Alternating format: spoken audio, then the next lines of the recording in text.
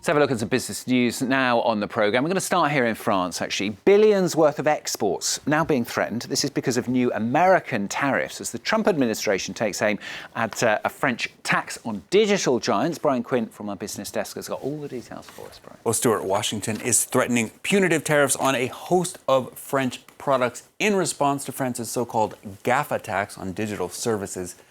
The proposal for new tariffs on some $2.4 billion in French goods comes on the heels of what's known as a Section 301 investigation by the U.S. Trade Representative. Cheese, champagne, cosmetics, handbags, all in America's crosshairs. Shirley Sitbon reports. This 93-page report explains why the U.S. believes France's new tech tax is inconsistent with international norms. The law taxes turnover instead of profit. France plans to apply it retroactively, and the U.S. says the tax specifically targets U.S. tech giants.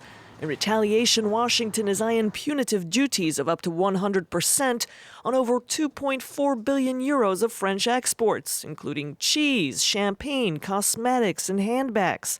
France stands by its plans, which it says target no country in particular.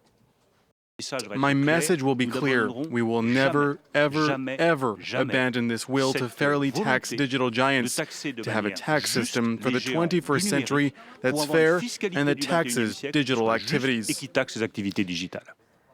3% tax will be imposed on firms with global revenues of more than 750 million euros and French revenues of more than 25 million euros. Tech giants have been accused of minimizing their taxes by setting their headquarters in countries with low corporate taxes and not countries where they generate revenues. But the practice is legal. French and U.S. leaders Emmanuel Macron and Donald Trump will likely discuss the tax issue when they meet in London Tuesday. The U.S. negotiated with France last summer a global overhaul of digital tax rules, which could have avoided current tensions. But the deal was never approved by President Trump. Well, France, though, far from the only country on Donald Trump's list of tariff targets.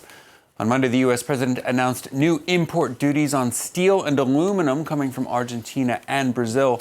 Trump citing what he called a massive devaluation of both countries' currencies as a threat to U.S. farmers who compete with their agricultural output.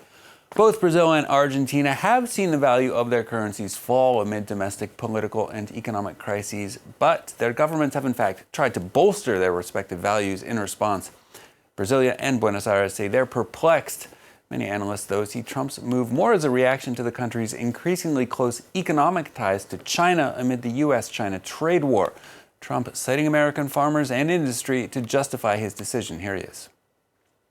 I gave them a big break on tariffs, but now I'm taking that break off because it's very unfair to our manufacturers and very unfair to our farmers. Our steel companies will be very happy, and our farmers will be very happy with what I have.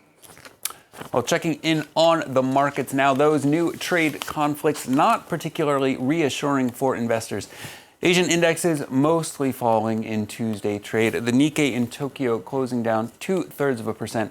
Chinese markets mixed. The Shanghai Composite up around 0.3%, while Hong Kong's Hang Seng is down 0.2. Kospi in Seoul closed down around 0.4%.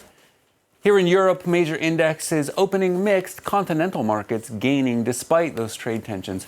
Shares in basic resources firms dropping in London as the FTSE loses some ground at the open.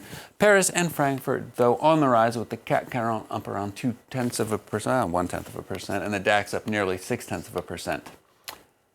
And finally, for business, the post-Thanksgiving discount events are now behind us, and it looks like a record haul for retailers.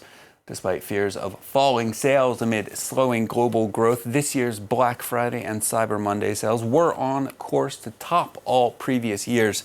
In the UK, Brexit uncertainty wasn't enough to keep shoppers away, with the Barclaycard reporting Black Friday transactions up 16.5% over last year. Over in the US, Cyber Monday sales were on track to notch a record $9.2 billion haul. This despite growing activist opposition to the consumerist frenzy around these holiday discount events. Both events, though, paling in comparison to China's Singles' Day shopping holiday, which saw e-commerce giant Alibaba rake in $34.8 billion of sales in one day alone. A larger population over there, I guess, more makes the difference. Goods to buy, I suppose. Yeah, I think they need to rename it here Super Saturday, because it was Saturday that the shops were heaving. Right. I made the mistake of going shopping on Saturday. Never again. I'll let them know. Thank you, Brian. Brian Quinn there with Business on France 24.